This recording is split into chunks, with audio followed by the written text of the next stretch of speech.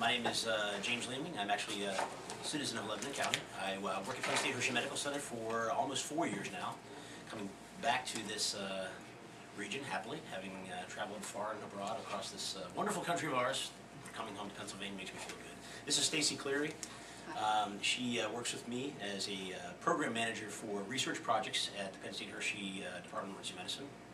And Kathy Hay, I'll let you introduce yourself there. I'm Kathy Hay. I work in the institutional review board that reviews human research that's conducted at the medical center. We're here today, and again, I thank you for the opportunity to come and speak with you regarding our interest in potentially beginning a research project at Penn State Hershey that we are in the phase after having the institutional review board review the protocol for this research.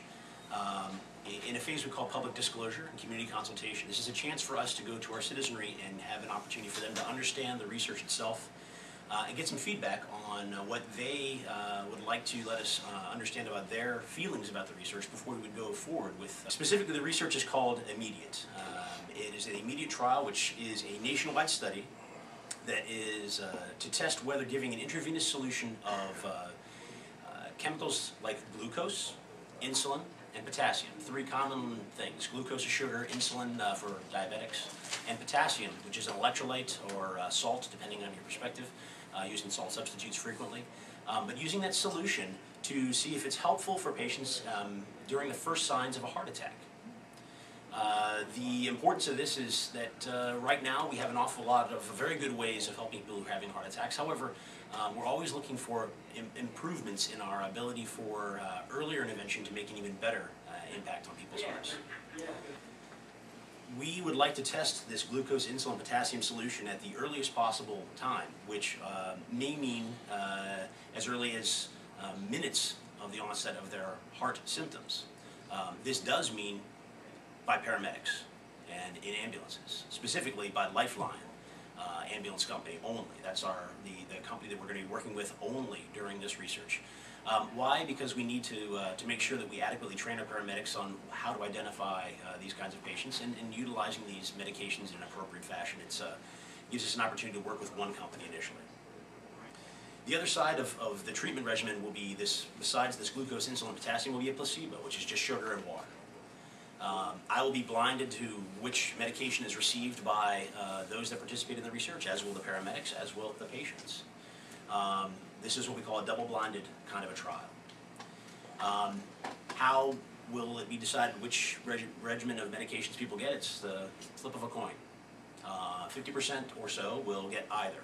And again, it's unknown to those that are investigating or to those that are participating in the research as to which it would be. Who can participate in the study? Again, this is going to be a Penn State Hershey Department of Emergency Medicine and Penn State Emergency Department only. So that particular hospital, it's going to be the Lifeline EMS particularly, which again does involve some of the citizenry of this county as well. It'll be people 30 years of age or older with findings on an EKG done by paramedics that show changes that indicate a possible heart attack. And it has to be more than just maybe a heart attack. It has to be a good probability that this person is having what we call acute coronary syndrome, or evidence that they're going to have a heart attack or are in the process of absolutely having a heart attack right now. Who will not participate in the study? It's folks that are less than 30 years of age, people who are unconscious or unwilling to participate in the research. We don't want to force things on folks, and if somebody says, no, I don't want to do this, by all means, we would make sure that their will is heard and that their wishes are adhered to. If they're unconscious, it's very difficult for us to determine there isn't a secondary cause of what's going on with them, so it would be very difficult for us to try and ask them to participate or know that they'd be okay for them to participate in this study. If they're undergoing dialysis for kidney disease, if they have lungs that are filled with fluid, giving them more fluid would be not what we'd like to do. So if we see evidence on their initial presentation to the paramedics that their lungs are filled with fluid, it probably would be a reason not to participate in the study. If they're a prisoner, we would not have them participate. If they're known to be pregnant, they would not be able to participate. So there's a few things that would initially, of course, keep these folks out. How are patients enrolled in the study, or how would they be?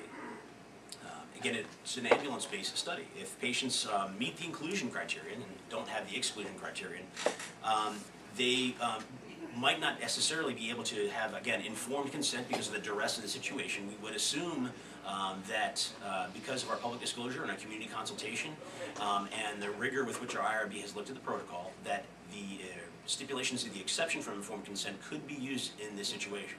Now, this doesn't mean that at a later time, when the situation has calmed down, we would not provide them informed consent. That is, of course, a very important aspect of what we would do. We would start the medication prior to them being able to be fully informed under the exception from informed consent. But given the opportunity at our nearest convenience, perhaps even at the arrival in the emergency department, we'd be able to inform them and their families or other loved ones or legally authorized representatives of what the trial means. If they don't wish to participate, we can withdraw them from the trial at that time. Throughout this, however, standard of care always continues. So this isn't instead of doing what we would normally do for a patient who has a heart attack or has angina. We would always do that. This would be on top of our standard care.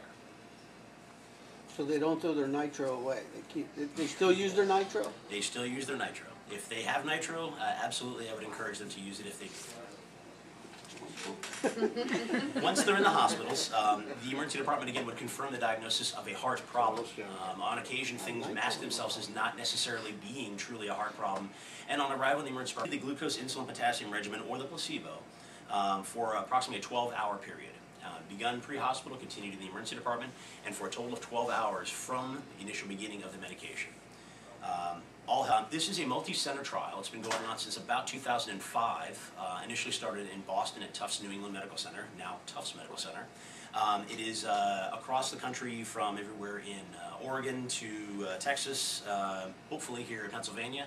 And it has had no significant safety problems, nor has it had outcomes that have been unanticipated for patient care thus far in any of the sites that it's been working on. How long will we possibly be doing it here? It's sort of a one-year project at this point, beginning hopefully in July to continue for approximately a year, if possible, and things are going well. We meet area code 717-531-1707 to speak to either Stacey Cleary or, if need be, myself. And